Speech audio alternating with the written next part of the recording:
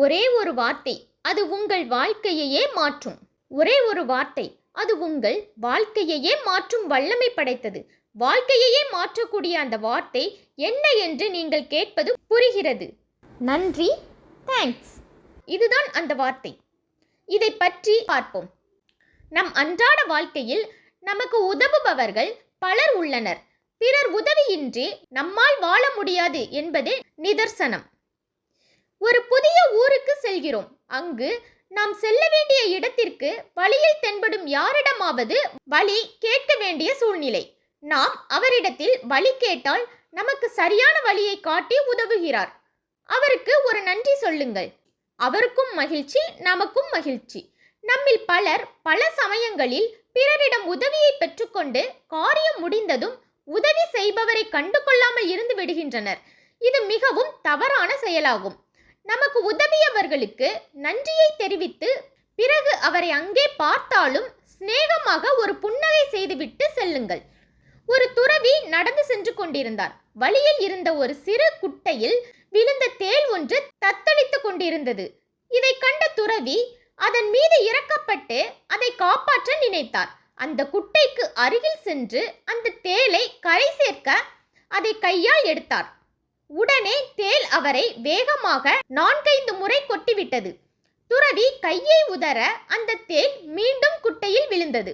துறவி மீண்டும் அந்த குட்டையில் விழுந்த தேளை எடுத்தார். அப்போதும் அந்த தேள் அவருடைய கையை கொட்டியது. இப்படியே 4-5 முறை நடந்தது. அருகிலிருந்து இதை கவனித்துக் கொண்டிருந்த ஒருவர் துறவியிடம் வந்தார். துறவியே, தேள் மீது பரிதாபப்பட்டு அதை காப்பாற்றிய உங்களையே அது கொட்டியது. நன்மை செய்த தங்களுக்கு அது தீமை செய்கிறது. அப்படி இருக்க அதை மீண்டும் ஏன் காப்பாற்றினீர்கள்? இந்த கேள்விக்கு துறவி புன்னகைத்தபடியே பதிலளித்தார். கொட்டுவது அதன் ஸ்பாவம். தீமை செய்தோர்க்கு உதவி செய்வது நம் ஸ்பாவம். புன்னகைத்தபடியே பதிலளித்துவிட்டு தன் வழியில் நடக்க ஆரம்பித்தார் அந்த துறவி. நாம் எப்போதும் அந்த துறவியைப் போல அனைவருக்கும் உதவ வேண்டும். பிறருக்கு உதவுவது என்பது ஒரு வரம். எதையும் எதிர்பார்க்காமல் உதவும் குணம் சிலருக்கு உள்ளது. அப்படி நமக்கு உதவியவர்களுக்கு நன்றி சொல்ல வேண்டும். உதவுவதும் உதவி செய்பவர்களை மறக்காமல் இருப்பதும் வாழ்க்கைக்கு மிக அவசியமான ஒரு பண்பாகும். நீங்கள் நெரிசல் மிகுந்த சாலையில் சென்று கொண்டிருக்கும் போது உங்களுக்கு பாதையை கடக்க பயமாக இருந்தால் உங்களுக்கு யாராவது பாதையை பத்திரமாக கடக்க உதவலாம். அவருக்கு ஒரு நன்றி சொல்லுங்கள்.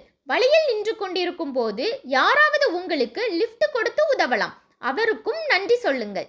ஆட்டோவில் பயணித்து நீங்கள் இறங்க வேண்டிய இடம் வந்ததும் இறங்கிக் கொண்டு ஆட்டோக்காரருக்கும் ஒரு நன்றி சொல்லுங்கள்.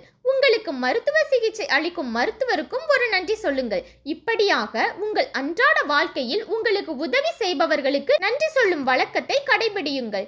இதனால் உங்களுக்கு விளைவது நன்மை மட்டுமே என்பதை உணருங்கள். உங்களுக்கு உதவியவர்களுக்கு நன்றி சொல்வதன் மூலம் அவர்களின் மனதில் உங்களை பற்றிய உயர்வான ஒரு அபிப்பிராயம் ஏற்படும். இது உங்கள் உயர்வுக்கு நிச்சயம் வழிவகுக்கும்.